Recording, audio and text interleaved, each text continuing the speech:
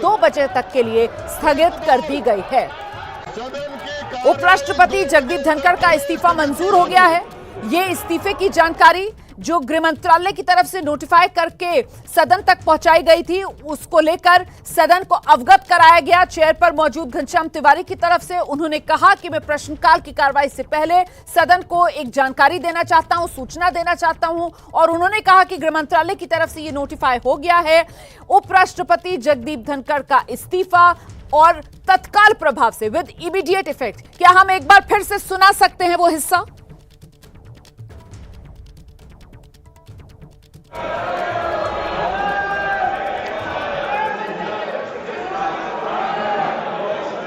माननीय सदस्यगण,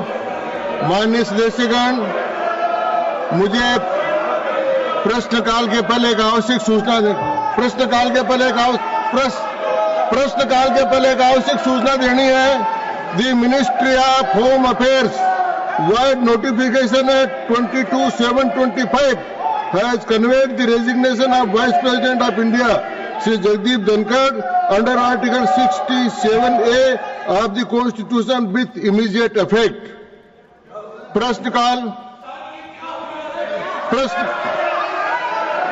ये वो सूचना है, आवश्यक सूचना जो सदन को दी गई है। इस्तीफा उपराष्ट्रपति जगदीप धनखड़ का हो गया है और तत्काल प्रभाव से ये लागू हो गया है। ये सूचना, आवश्यक सूचना, सदन को इस सूचना से अवगत करा दिया गया है। ये जानकारी गृह मंत्रालय के हवाले से आई थी।